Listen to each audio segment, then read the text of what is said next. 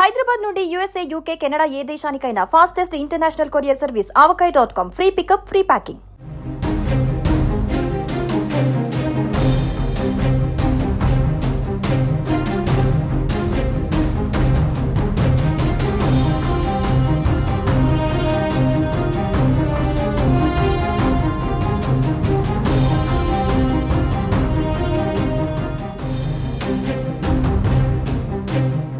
ఏపీలో ఇప్పటికే పలు సంక్షేమ పథకాలు అమలు చేస్తున్న కూటమి ప్రభుత్వం తాజాగా నేతన్నలపై వరాల జల్లు కురిపించింది.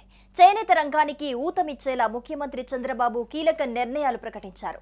చేనేత వస్త్రాలపై జీఎస్టీని ప్రభుత్వమే భరిస్తోందని స్పష్టం చేశారు.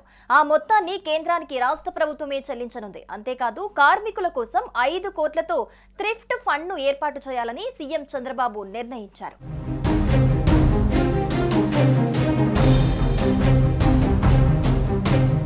సచివాలయంలో చేనేత జౌళి శాఖపై సీఎం చంద్రబాబు సమీక్ష నిర్వహించారు. ఈ నెల 7వ తేదీన జాతీయ చేనేత దినోత్సవం. ఆ రోజు నుంచి ఈ సరికొత్త నిర్ణయాలను అమలు చేయాలని సీఎం చంద్రబాబు అధికారులను ఆదేశించారు. వ్యవసాయం తర్వాత చేనేత రంగమే అత్యంత కీలకమైన రంగంగా ఉందని, దీనిపై ఆధారపడిన వారికి అండగా నిలవాల్సిన అవసరం ఉందని స్పష్టం చేశారు. ఇటీవల జమ్మలమడుగు పర్యటనలో చేనేత కుటుంబ సభ్యులతో మాట్లాడిన సమయంలో తన దృష్టికి వచ్చిన అంశాలను సమీక్షలో సీఎం ప్రస్తావించారు. ఏపీకి చెందిన చేనేత ఉత్పత్తులకు 10 జాతీయ అవార్డులు దక్కాయని, ఒకే జిల్లా ఒకే ఉత్పత్తి విభాగంలోనూ మొదటిసారి అవార్డు దక్కిందని అధికారులు ముఖ్యమంత్రికి వివరించారు. ఈ సందర్భంగా అధికారులను సీఎం అభినందించారు.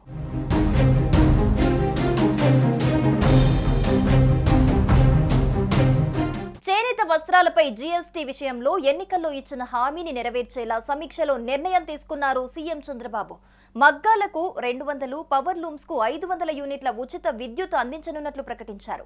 నేతన్నల కోసం ఫండ్ ఏర్పాటు చేయనున్నట్లు ముఖ్యమంత్రి తెలిపారు. జాతీయ చేనేత దినోత్సవం నుంచి నిర్ణయాలు అమలు చేయాలని అధికారులను ఆదేశించారు.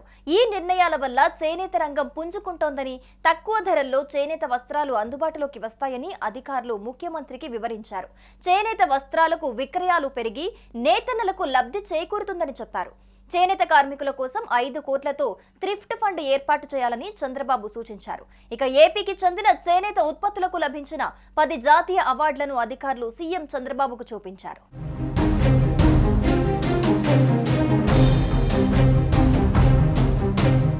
చేనేతలకు కూటమి ప్రభుత్వం ఉచితంగా విద్యుత్ను అందించనుంది.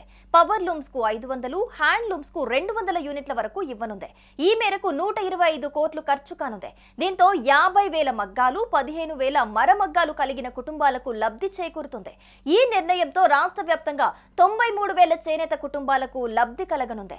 సర్కార్ అనుమతించిన కరెంటు కన్నా ఎక్కువ వినియోగించిన లబ్ధిదారుల రాయితీ మొత్తాన్ని కోల్పోకుండా ప్రత్యేక నిబంధన తీసుకొచ్చింది. దీని ప్రకారం చేనేత కుటుంబాలు 200 యూనిట్ల కంటే అదనంగా వినియోగించినట్లయితే 200 యూనిట్ల వరకు బిల్లును సర్కార్ భరిస్తుంది.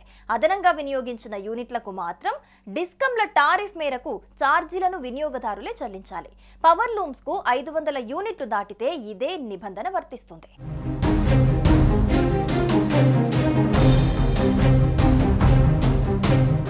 ఇక చేనేత కార్మికులను ఆదుకునేందుకు పింఛన్ సదుపాయాన్ని కల్పిస్తోంది సర్కార్. ప్రారంభంలో 200 రూపాయలుగా ఉండగా 2014లో 1000కి పెంచింది. 2019 ఎన్నికలకు 3 నెలల ముందు 2000 రూపాయలుగా చేసింది. తర్వాత అధికారంలోకి వచ్చిన వైఎస్ఆర్సీపీ 2000 రూపాయల నుంచి దశల వారీగా 3000కు పెంచింది. కూటమి ప్రభుత్వం అధికారంలోకి రావడంతో ఇచ్చిన హామీ మేరకు 4000 ఇస్తోంది. మొత్తంగా ఈ నిర్ణయాలను ఆగస్టు 7 నాటికి అమల్లోకి తీసుకురావాలని సీఎం స్పష్టమైన ఆదేశాలు జారీ చేశారు.